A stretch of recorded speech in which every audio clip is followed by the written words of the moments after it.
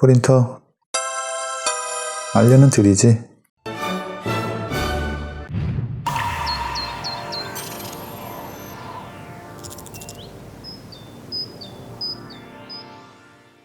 안녕하십니까 여러분, 잭이윈터입니다. 제가 일전에 자작에 대한 영상을 올렸는데 이를 보시고 자작이나 프린터에 대한 기초적인 질문을 많이들 하시더라고요. 그래서 만든 바로 이 코너, 프린터 알려는 드리지. 다룰 내용은 FDM 3D 프린터의 한 종류인 맨델 형식을 기준으로 할 예정이고요. 직교 방식의 프린터에는 대부분 적용이 가능하니 차근차근 따라오시다 보면 가랑비에 옷 젖듯 프린터에 대한 전반적인 이해와 나아가 자작을 하시는 데 도움이 되실 거라 믿어 의심치 않으면서 시작하는 나름의 강좌이니 많은 관심 부탁드리겠습니다. 강좌 내용은 저같은 초보자분들의 눈높이에서 진행이 될 예정이고요. 다른 훌륭하신 분들의 강좌에서 흔히 다루시는 내용보다는 검색을 하면 알 수는 있지만 남이 잘 가르쳐주지 않는, 혹은 초보의 입장에서 이런 부분은 좀 알고 싶은데 했던, 궁금하긴 한데 어디에 물어보기도 좀 그런 느낌 같은 느낌의 것들을 위주로 깻잎처럼 얇고 이등병에 남은 군생활처럼 길고도 아련한 그런 지식을 담아 설명을 드리도록 하겠습니다. 자, 그럼 바로 시작하도록 하겠습니다. 오케이, let's get started. 내용 중에 많은 부분이 저의 뇌피셜이 될 예정이니 골라 들으시길 바라며, 실제로 이를 적용하시거나 자작에 응용하실 분들에겐 민영사상 어떠한 책임도 지지 않으니 다시 확인하시고 사용하시길 바랍니다. 중도 해지 시 해지완급금은 납입하신 후원 금액보다 적거나 없을 수 있습니다. 청약일로부터 30일 한도로 청약 민혹 취해 약관 및 청약서 미교부 설명 의무 불이행 시. 양반이 갑자기 약을 팔고 그러네. 조용히 해봐. 오늘은 첫 번째 시간 바로 프린터의 빌드 플레이트라고도 불리는 베드에 대해서 알아보도록 하겠습니다. 다른 것보다 베드를 첫 주제로 선정한 이유는 프린터 제작을 계획하실 때 가장 먼저 정해야 할 것이 출력물의 최대 출력 크기입니다. 이 출력 크기의 2차원적 평면의 한계를 결정짓는 것이 바로 베드의 크기이고요. 어렵게 말하긴 했지만 쉽게 베드가 클수록 넓고 큰 출력이 가능하구나 하고 이해를 하시면 되고요. 이 베드의 크기에 따라 프린터의 마스터 플랜, 즉 전체적인 구조와 형태, 정기적인 부분이 결정되는 주요 지표이기 때문에 첫 주제로 선정을 하게 되었습니다. 베드의 구조는 델타 방식의 프린터에서는 원형으로 바닥에 고정을 해서 사용을 하고, 직교 방식의 경우 이송장치 위에 베드를 고정시키고 앞뒤 또는 상하로 움직여 출력물을 적층을 하게 되는 것이죠. 델타 방식의 베드는 제가 딱히 설명할 게 없으니 필요하신 분들은 개인적으로 더 알아보시기 바랍니다. 귀찮기도 하지만 그래요. 제가 델타를 써보지 않아서 솔직히 잘 몰라요. 죄송합니다. 죄송 이 새끼야. 내가 제일 싫어하는 말 죄송이야 이 새끼야. 죄송이야 이 새끼야. 델타를 제외한 대부분의 FDM 방식의 프린터에서는 사각 형태의 베드를 사용하게 됩니다. 별도의 예열 과정 없이 바로 출력물이 얹어지는 플레이트를 고정해서 사용하는 방법이 있고, 출력물이 닿는 플레이트 아래를 뜨끈하게 데펴줄 수 있는 히터를 하나 덧대 쓰는 방식이 있습니다. 이 데펴주는 히터를 흔히 히팅 베드, 히팅 플레이트 등으로 불리게 되는데요. 오늘은 이 사각 형태의 베드 중 히팅 베드를 이용해 베드를 어떻게 구성을 하며 어떠한 방식으로 사용하게 되는지에 대해 은밀하지만 얄팍하게 알아보도록 하겠습니다. 출력물의 최대 크기를 결정짓는 게 이 베드라고 말씀을 드렸는데요. 그럼 이렇게 생각을 하실 겁니다. 출력물 크기는 클수록 다다익선이니까 이왕 하는 거 끝판왕급의 크기로 하면 좋은 거 아닌가? 네, 저도 출력물 큰 거 참 좋아하는데요. 강좌를 끝까지 들으시고 다시 한번 생각을 해보시기 바랍니다. 사실 베드의 구조는 별거 없습니다. 전후, 상하로 운동이 가능한 이송부에 평평한 판때기 하나 올리고, 그 위에 히팅 베드를 또 올리고, 그 위에 유리나 폴리카보네이트 혹은 금속 소재의 판때기를 또 올리면 베드는 일단 완성이 됩니다. 간혹 히팅 베드 위에서 바로 출력을 하시는 용자분들도 계시고요. 그런데 말입니다. 오늘 제가 주요 주제로 다루고자 하는 내용이기도 한데, 대부분의 초보자분들이 간과하시는 것 중 하나가 바로 히팅 베드가 먹는 전기입니다. 편의상 전력이라고 쓰고 와트라고 읽도록 하겠습니다. 히팅 베드의 크기는 전기 먹는 하마의 크기라고 말할 수 있습니다. 시중에 유통 중인 프린터들을 잘 보시면 눈치 빠르신 분들은 베드의 크기가 커지면 커질수록 프레임만 커지는 게 아니라 파워도 뭔가 커지고 튼튼해 보이는 녀석으로 바뀐다는 것을 느끼셨을 겁니다. 이 말은 히팅 베드가 차지하는 소비 전력이 우리 프린이들의 상상을 초월하는 그 이상의 그 무엇인가 된다는 거겠죠. 도대체 얼마나 처먹는 게야? 돼지 같은 놈. 그럼 대체 어느 정도길래 TMI 각이냐 하실 테니 한번 살펴보도록 하겠습니다. 히팅베드의 저항값과 전압에 따라 좀 다르긴 한데 제가 경험한 바에 의해 크기에 따라 크게 세 종류로 나누어 설명을 드리도록 하겠습니다.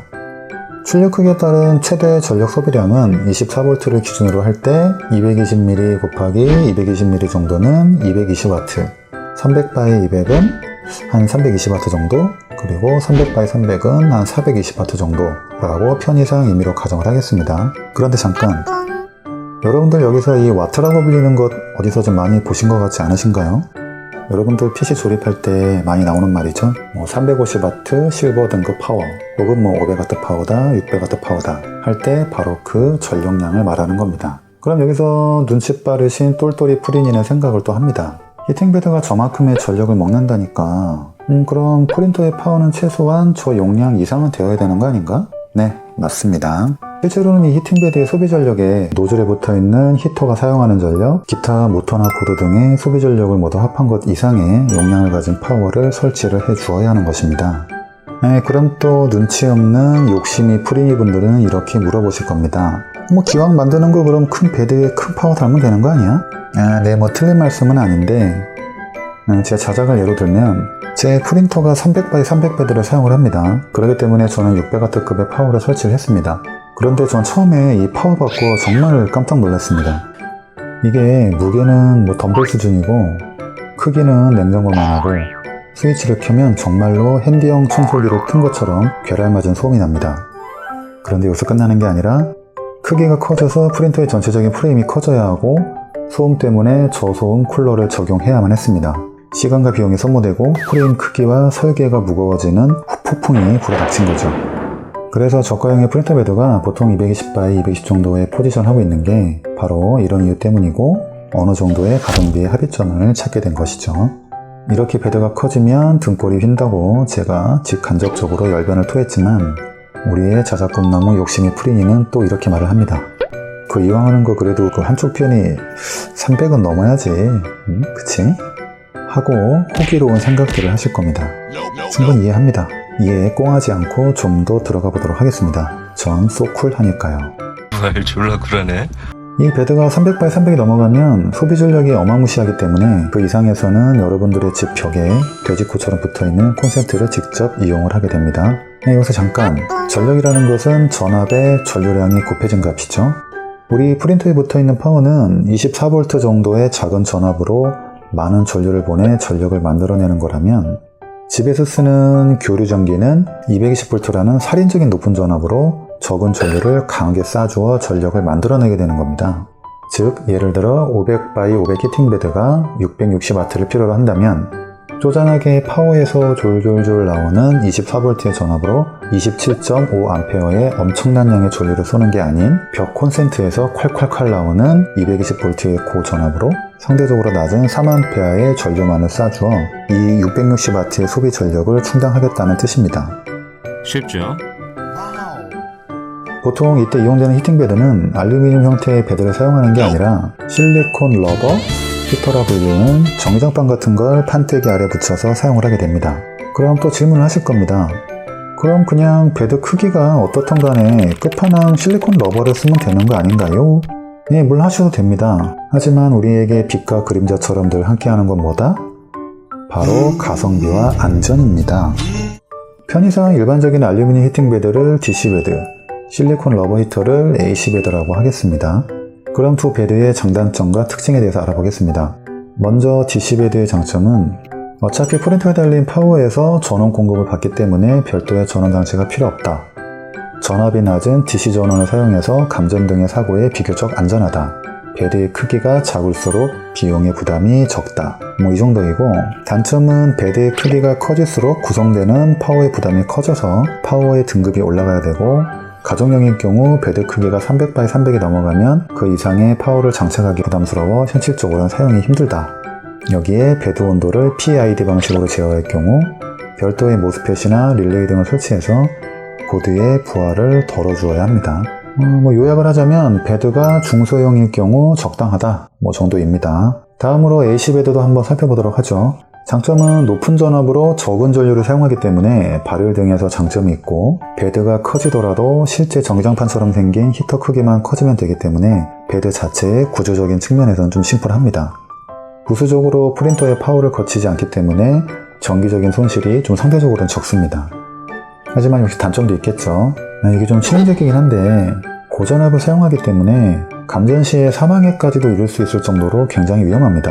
특히 가정에서 사용하시는 프린터는 아이나 반려동물처럼 관리자 이외에 불특정 다수의 손이 닿을 수 있기 때문에 더욱 위험합니다. 그래서 추가적인 퓨즈나 차단기 등의 안전장치를 몇 겹으로 구성을 하셔야 되고요. 가격 역시 인지도가 있는 제품을 구매하시면 DC베드에 비해 절대 싸지 않고 오히려 더 비싸게 예산이 들 수도 있습니다. 또한 온도 제어 시 마찬가지로 무접점 릴레이 등을 추가적으로 설치를 해 주어야 합니다. 특징을 간단히 요약하면 베드의 크기에 크게 구애받지 않기 때문에 중대형 이상의 베드에 사용하기 유리하다입니다. 자, 그럼 나름 정리를 해보면 베드 크기가 300x300 이하일 경우에는 DC베드, 그 이상일 때는 AC베드, AC베드의 경우 안전이 보장되어야 하며 그렇지 못할 경우엔 DC베드를 사용하자입니다.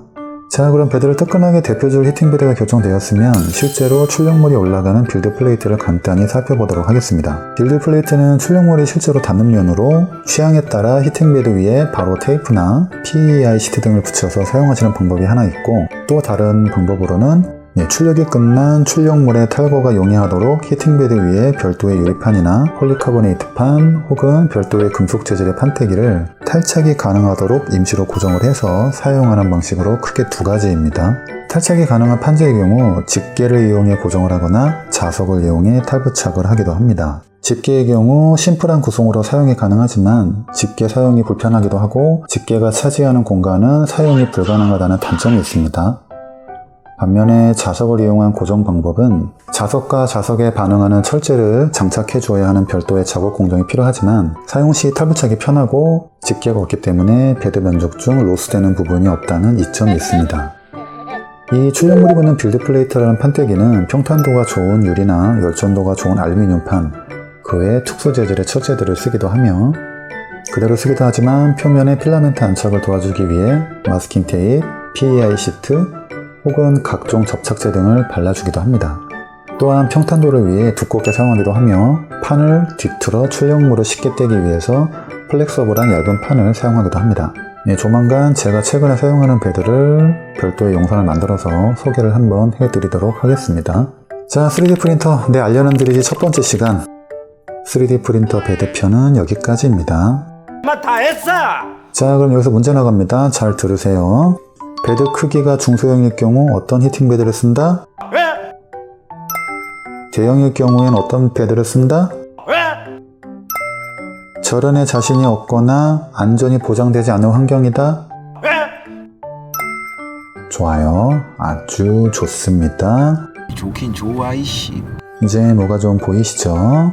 시커먼 게 좋네 안 보여 씨. 네, 그럼 오늘도 부족한 영상 끝까지 봐주시느라 대단히 고생하셨고요. 우리 좋아요를 눌러주신 구독자 여러분들, 꿈같은 하루 보내시길 바라면서 저는 다음에 더 유익한 영상을 들고 찾아뵙도록 하겠습니다. 여러분들 감사합니다.